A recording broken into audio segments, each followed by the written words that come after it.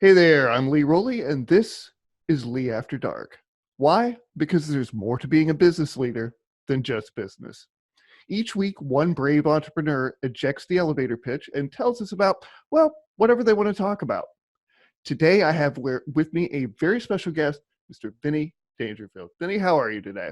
I'm greatly, man. Thanks so much for having me. Absolutely. I am thrilled to have you on the show. Now, Vinny, the rules are simple. For the next 20 minutes, we can talk about anything you want except business. If you're successful, you'll have 5 minutes afterward to pitch your full head off. But each time you slip up and talk about your business, you'll lose 1 minute at a time at the end to talk about your offer. You ready? Sounds good, man. All right, great. Then let's go ahead and start the timer. Real fancy stuff here. And go. Who are you and what are we getting into for the next 20 minutes? Oh gosh. Yeah. So just first to let everybody know, because typically this is what ends up happening. Everybody asks, is Dangerfield really your last name? And of course it is. Okay. It's an old family name. I did some research actually. I found out that it's like a French origin. It's like now I might be butchering, Really? but it's like Diongourville or something like that. Okay. Yeah. And I'm hoping you're going to tell us what that means. Just a field of danger, I guess. Same. Yeah, pretty self-explanatory. Of course it is. Yeah. It was Well, just a yeah. region over in France, or in Paris, I should say, or somewhere around there. Who knows? Or Okay. but near Paris. I don't Very, very cool. Okay, so you having an actor's name is none of your doing, know. Right. of your own Exactly. doing, Well, but you've it's that was his stage name, Rodney Dangerfield. That was his stage that name. was a stage name. I did not know that. It Okay. was something super basic. It was like John Smith or something like that. But yeah, it was a stage name. Found Yeah. that out. Okay. Okay. I had to do research, right? Wow, the things you learn. See, this is why we do this. There you go. Well, listen, you mentioned several things, and just going through your Facebook and some of the things that you've told me, I'm really fascinated by your story. You talked about growing up in a single parent household. What was that like, and how did that impact what you have become today? Yeah, no, that's a great question, man. Because I mean, quite honestly, that's what kind of led me to even researching my last name. Okay. So I didn't really have any sort of influence from my father for 20 plus years. So my parents, got divorced when I was around 2. And then the last time that I had actually seen him was when I was 5 years old on Father's Day. I had gotten him a mug uh, for, Father's Day, like, Oh goodness. something cheesy, like World's Greatest Dad or something like that, whatever, and filled it up with candy. And he left it on the side of the driveway. And that was the last time I saw him. Oh my Yeah. goodness. I can't even. So, Yeah. Yeah.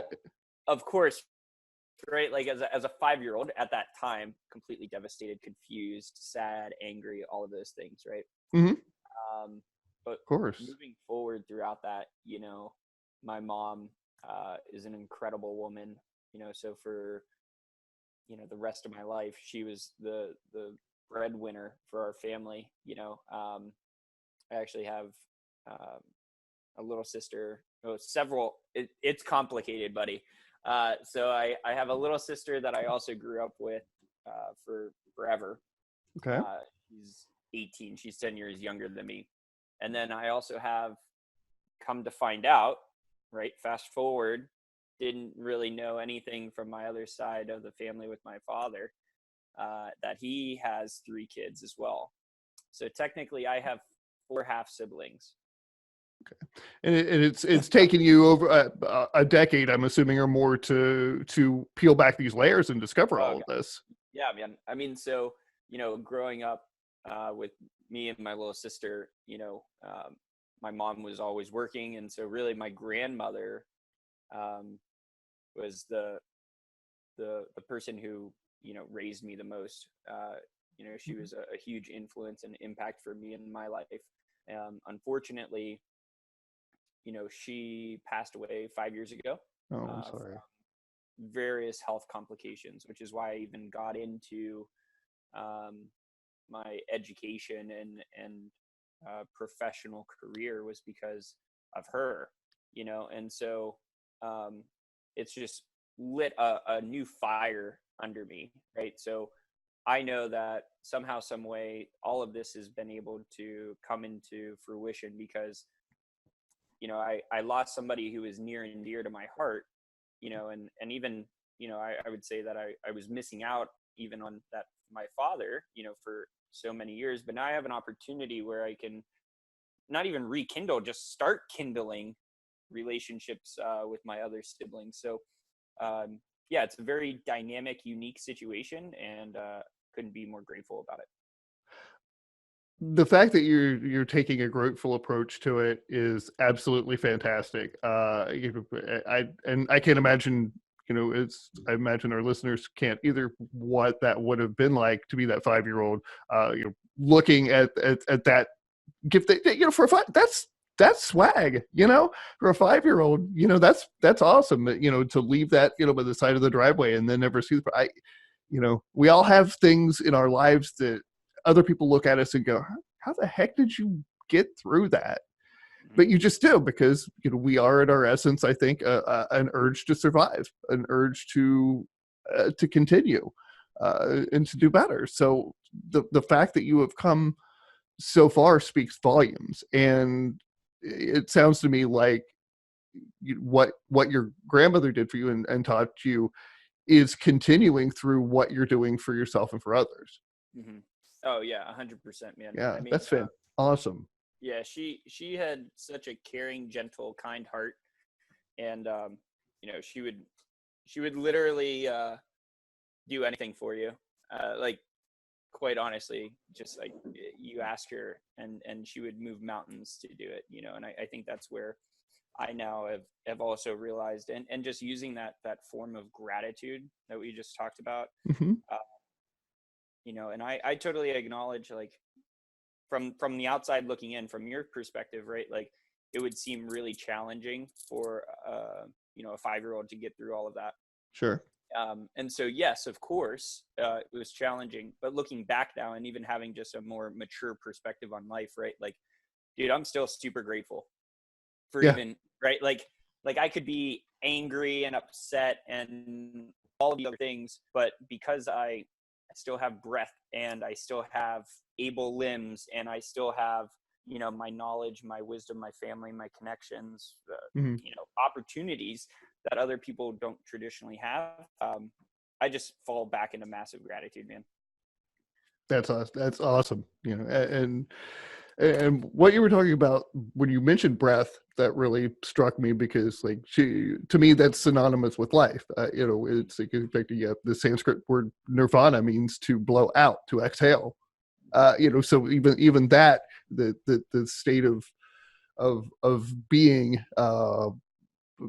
however you want to look at nirvana, is just, it all comes down to the breath. And so that, for me, is life. And I think that's, what you're telling me is just, really, you are that, that continuance, that legacy. You are responsible for doing something with whatever you're handed, because it's not always up to us. Right. Yeah, 100%. that's absolutely fantastic. I'd like to talk a little bit about this competitive streak of yours that I've seen as kind of a mantra throughout your social media and the things that you've told me. In fact, I have a quote that stood out. You said, to live life like a champion, you have to be connected, convicted, and committed. And I wondered if you could tell me a little bit more about that. Yeah, no, I appreciate that question. I mean, really, this goes back to then, even growing up, right? You just, at this point where you just have to fight. Okay. And so for me, I had an interesting childhood as well, right? Kids don't know what they don't know, right? Right. And then they're only ever shown, or they only ever experience what's immediately in front of them, right? So for me, you can't really tell now. My hair is getting darker, but I had bright orange red hair growing up. Okay. And I hadn't grown it. I hadn't grown into my ears. I hadn't grown into my ears quite yet, right? And so,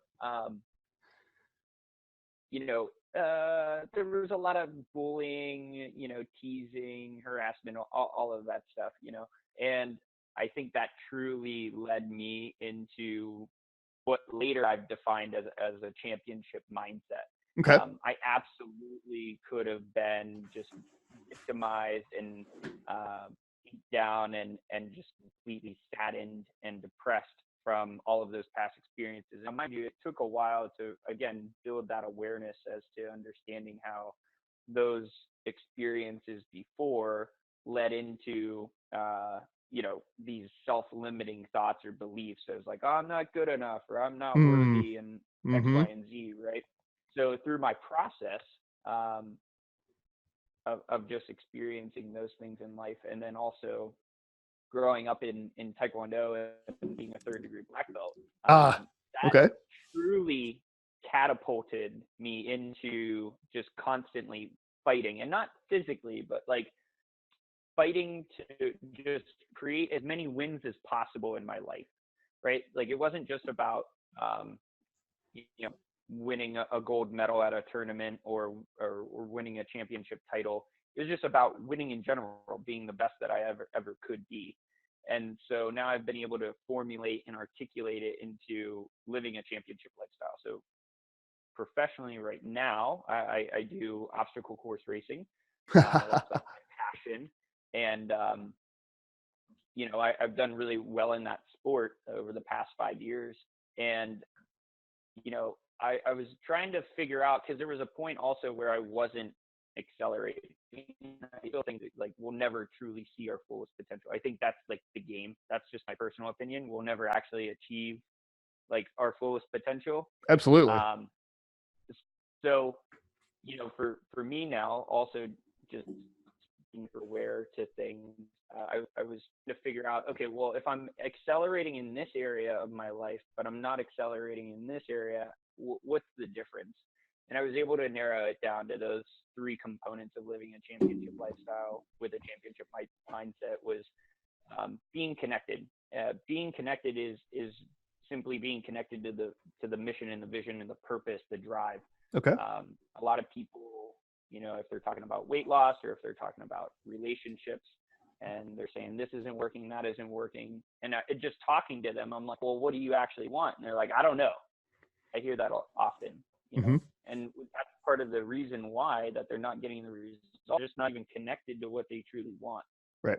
So once you get clear on that, you've got to be convinced or convicted or sold on the idea that not only that you can do it, but also the process. Like if I'm not sold on the training for an obstacle course race, then I'm most certainly not going to manifest the results that I truly want and desire.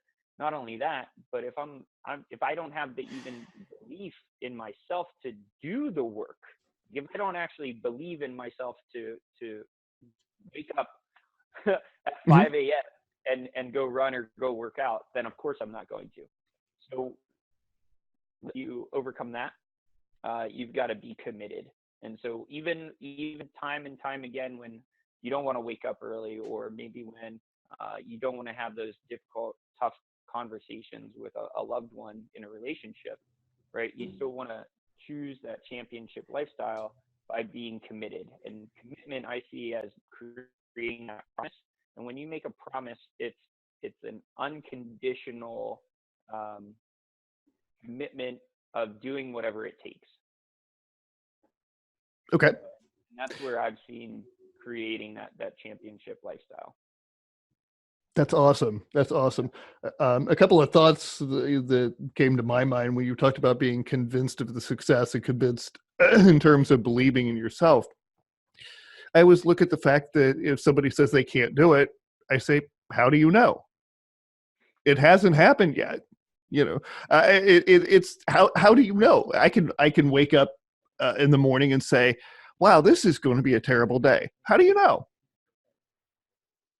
Or I could say I could just assume it's going to be a great day, and then I'll tackle it with a little more fervor and a little more appreciation, right? But if I wake up and say it's going to be a terrible day, I don't know. It could be, but Right. like if I start out in a bad mood, there's a much better chance that it's going to be a terrible day, right? Exactly. So it comes down to creating what you get through your attitudes and beliefs. 100%. That's cool, 100%. man. Well, that is awesome. And the other thing that I wanted to touch on is you mentioned you had a 3rd-degree black belt in Taekwondo. So wow, the people that this show has attracted. I got my 2nd-degree black belt in Taekwondo Songmun Kwan at age 18, and then got off into college and other things that we won't talk about here, and didn't go any further than that. But those years, those formative things, those still influence a lot of what I do now, and how I'm able to manage business and home life and everything. So, uh, in your experience in martial arts, is there any element of that in particular that you felt has been beneficial to you? Oh gosh. I mean, I know all of it, but Yeah. I mean, there's so many points. I actually just messaged my master instructor last night. No kidding. Wow. Okay. Yeah. So just to create some vulnerability and a little bit more context as to who I am and why I do the things that I do. My grandfather was also a huge inspiration for me. So my grandmother, was the one who just took care of us. She did the nurturing, right? Right. But Okay. my grandfather was the one who really got me into sports, and he and I would go out and play baseball and all Oh, these. okay. He basically taught me like the way of life, the actual tangible action items, and Okay. unfortunately, he suffered from a head trauma accident a couple months ago, and Oh. so my family and I have been going through his journals and everything, and we actually found our student creed from Taekwondo, because he's also a yellow belt. I got to Okay. instruct him and teach him to earn his yellow belt. Oh, that's very cool. And this is something that he journaled 14 years ago. We saw that there was a newsletter from 2000. He's had this, and he cared so much about it. And so for me, that one tangible thing is just doing the things that you least expect that you can do, right? Like my grandfather probably never thought or imagined that he would be a yellow belt in Taekwondo. Like he never imagined that, or I never would have thought that I could actually instruct him. So many infinite possibilities that we just don't know. It's a waste of energy to think that we can't do certain things. That's awesome. That's awesome. And do the things you least expect you can do. That's definitely going to be one of the quotable quotes from this episode. I really appreciate that. That's awesome. That's awesome. And obviously, what your grandfather taught you in terms of sports and has been invaluable to you as well. So it sounds like it's been quite a journey. And you say, if I'm doing the math, you're 28. Is that right? A great deduction there. Okay, yeah, I know. Hey, I can do simple math. I came in just after the abacus and just before the personal computer, so I still have some of those basic skills. So, all right, we got 2 minutes left, actually a little less. So we're doing fantastic. One final thing, you got to tell me about. You said you started a fraternity. What the heck was that all about? Oh man, yeah. So I started a fraternity back in undergrad. Okay. They'd gotten kicked off campus actually for not living their motto, ironically, which was being a true gentleman. Oh, wow. That's what actually attracted me so much to it, Uh-huh. thinking back, now having a little bit more context as to growing up without this father figure, traditional father figure, I should say. But, Okay. I saw my grandfather and even my great grandfather growing up just be these true gentlemen. And so I was really attracted to that motto and that mission through my fraternity. And I was like, I still want to be a part of this organization. And so again, through connection, conviction, and commitment, basically, just continued reaching out and, staying engaged with that organization to want to bring them back. And we're up to like 50 members now, and they've gotten, top GPA awards multiple times, philanthropy and stuff like that. So that's been a huge passion of mine that I was, again, least expecting. I was like, I don't want to be like that stereotypical quote unquote frat guy. Sure. Later, ended up realizing that being a part of a fraternity was the best decision, because it truly allowed me to show up in a completely different way of being a true gentleman. That's really awesome, and I appreciate hearing that. I was curious about that, especially when you talked about having some of the things you went through in your childhood with maybe not being accepted, and being bullied, and things like that. I had similar experiences going through school, and it kind of led me in the other direction in college. I looked at fraternities and went, "Yeah, no, we're not doing that." And none of them would have me anyway, so it really didn't matter all that much. But it's just interesting that even going through that experience, you created a community for good. And this seems to be just a common theme through your life, that you are taking challenges and transforming them into doing good. So I really applaud you for that. That's awesome. I appreciate that, man. That means a lot. Yeah, absolutely. Well, you have been successful here. You've met the 20-minute challenge and didn't breathe a word about your business. So here's what we've got. Are you ready to transition to the next thing here? Yeah, buddy. You got as long as you want, up to 5 minutes to pitch your full head off. Nice. You ready? Let's do it. Let me get the timer up here just to keep us both honest. And go. So I'll start off with this. You just brought up about how transformation has been kind of a theme for me in my life, and I would completely agree. Aristotle defined physics actually through transformation. And he said that transformation is turning possibility into actuality. Ooh. And I dig it. Yeah. And that's really where I found my passion, was not only transforming my life, but also allowing and giving people the opportunity to transform their lives through their fitness and their mindset. Nice. Typically, whatever we believe, we achieve. Right. And so if we only ever see ourselves as unhealthy, unfit, unloving, unproductive people, then we will only ever create unloving, unproductive results. Right. And Absolutely. So, for me now, since I started my fitness and mindset coaching business 3 years ago, it's called Mesomorphics. I've been able to transform people's lives that in a way I never again expected. Right. They're not only completely redesigning and reinventing their health and well-being, but now their relationships are flourishing because they feel that much more confident in their clothing, or they feel that much more confident in a boardroom because now when they sit up against the desk, they're not thinking about their belly.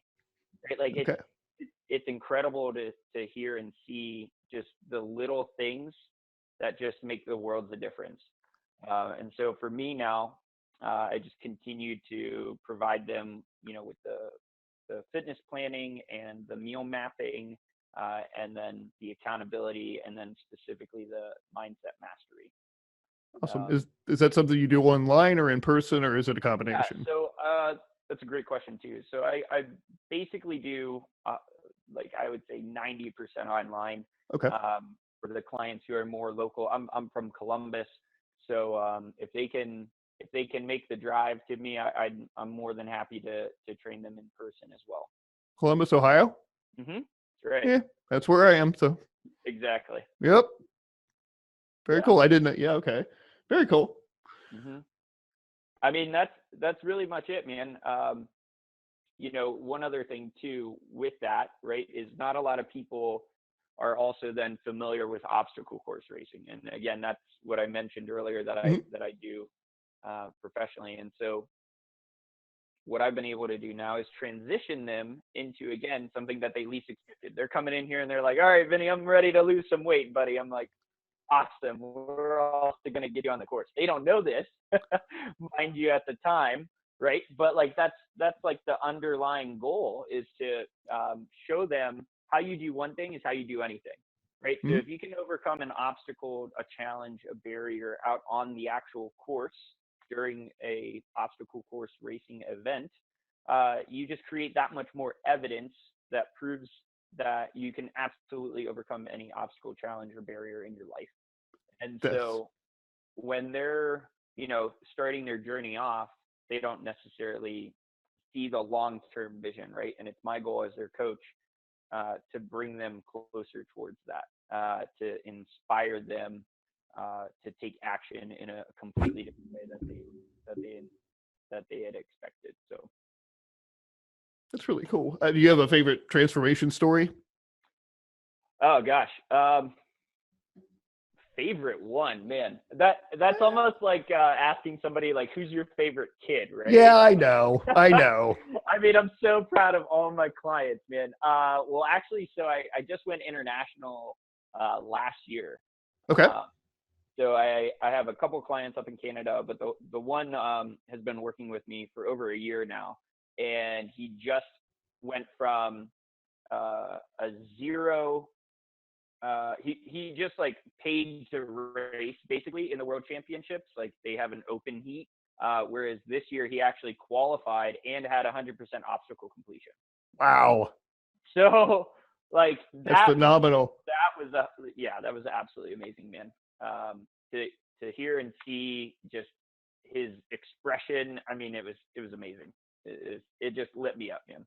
Honestly, it makes what you do worth it, I'm sure. Exactly, Honestly. exactly. Cool. Any last words? Um, any last words? So I would say for anybody out there, if you want something bad enough, do it because tomorrow isn't guaranteed. Absolutely. Absolutely. Well, Vinny, That's it. thank you so much for Oh, sharing with us today. Those of you thank you. listening, Thank you. be sure to check out Vinny at its metamorphfix.com. We'll get the link up in the description here. So I've already been to the site. I'm just going to make sure to double check on the spelling, make Yeah, sure we yeah. send everybody to the right place. And is there any place else they can find you that you want to direct people to? Yeah, it's Vinnie Dangerfield on Facebook, and then Mesomorphics, Mezomorphx, also Okay. on Facebook, and then you can follow those same handles as well on Instagram. Fantastic. Go check him out. This is fantastic stuff here. Well, we're out of time. If you found Lee After Dark more entertaining and relevant than most of the dreck out there, give our hosts over at IPMNation.com some love or subscribe on YouTube, Spotify, iHeartRadio, Stitcher, iTunes, and wherever the heck else we put this show. All righty. Until next time, this is Lee Rowley with my new friend, Vinnie Dangerfield. Be present and be well.